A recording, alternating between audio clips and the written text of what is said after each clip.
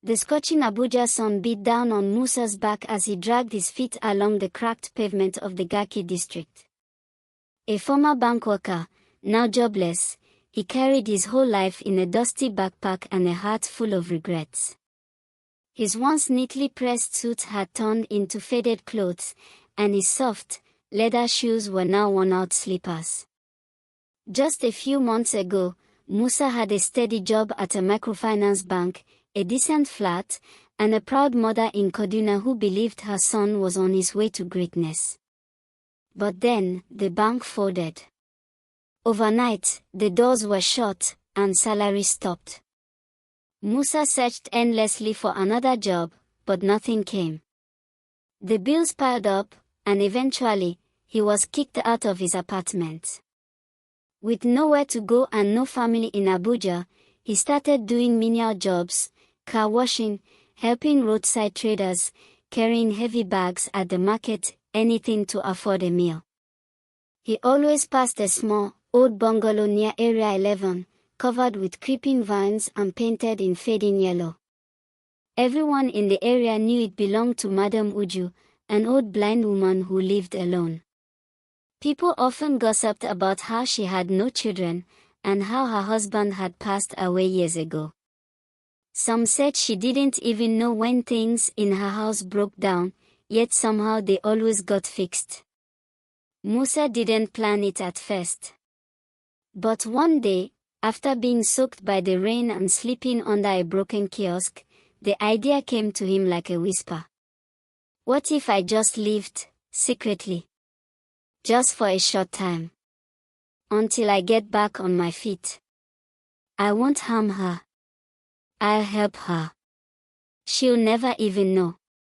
He waited till midnight, slipped through the weak spot in the fence, and quietly entered the backyard. A broken window led him into a dusty storeroom filled with old furniture. That became his home. Each morning, long before dawn, Musa would wake up, quietly sneak to the bathroom, take his bath, boil water, and make food.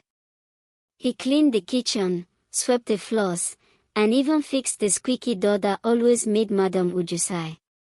One morning, while washing dishes in the sink, he heard her cane tapping across the floor. Tap. Tap. Tap. He froze.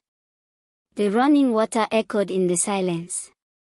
Quickly, he turned off the tap, tiptoed into a corner, and held his breath. She paused, sniffed the air, then shook her head. I thought I turned off that tap, she mumbled. As soon as she left, he exhaled and resumed his chores. Please wait.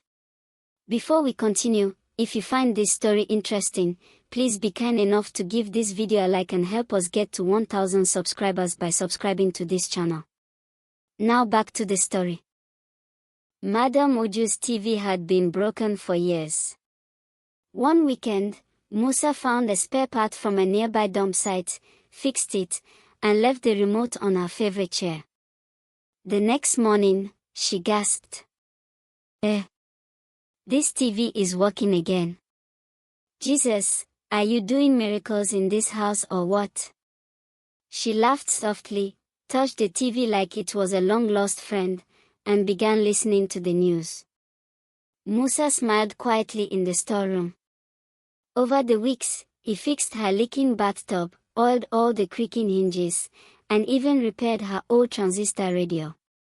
Each time she discovered something had been mysteriously fixed, she would smile and say, I don't know who you are, but thank you, angel.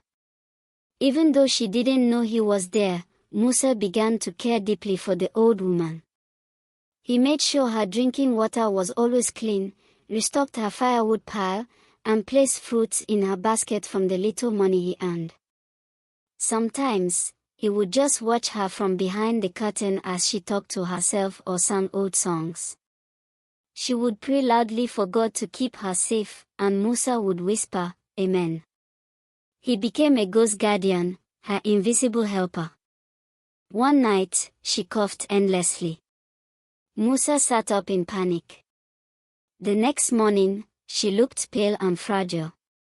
She barely ate. Her hands trembled, and she muttered, "I'm so cold. So cold." Musa didn't know what to do. He couldn't reveal himself. But he couldn't let her die either. The next morning, as he prepared to leave for his car washing job, he saw her sitting in the living room, shaking and holding her chest. Suddenly, she slammed her cane on the ground and collapsed. He rushed to her. His heart raced. Without thinking, he grabbed her phone, dialed for an ambulance, and gave her address as a concerned neighbor who heard her fall. He hid in a corner as the ambulance arrived and watched with tears in his eyes as they carried her out. At the hospital, the nurses asked if she had anyone to stay with her or help bring her things. She replied, "I don't have a family, but someone lives with me. He's quiet, kind. He takes care of everything." The nurses looked at each other, confused. "But Ma, you live alone. There's no record of any visitor or family." "He lives there. I know he does. I hear him. I feel him. But he has never spoken to me. He's not a ghost.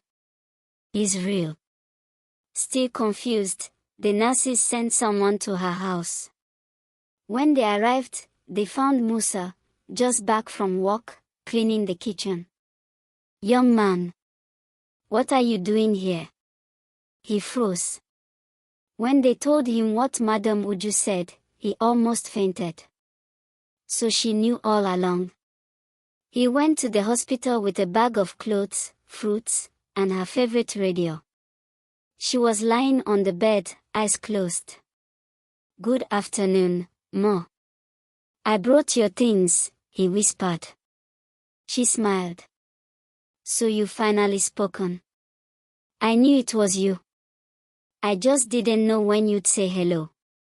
He fell to his knees and told her everything, how he lost his job, became homeless, and only wanted shelter till he could stand again. He begged for her forgiveness. She took his hand. "I'm not angry. You kept me alive. You gave me company. You are my angel, Musa." He stayed with her every night at the hospital until she got better. They laughed, prayed, and told stories. When she was discharged, they went home together. Musa moved in officially. He brought in his small mattress, books, and framed photo of his late parents. Months passed. Musa got a good job with a private finance company. They begged him to relocate to Port Harcourt. But he said no. "I can't leave Madam Uju. She's my family now." Years later, neighbors still whispered about the strange magic in Madam Uju's house. But she would always smile and say, "My house has no magic. Only love." And Musa? He would just laugh from the kitchen, where he was preparing her favorite okra soup. If you watched till the end, give this story a thumbs up, drop your comments, and we know you love this story, but guess what? We have even more interesting stories coming up, so subscribe for more. It's free.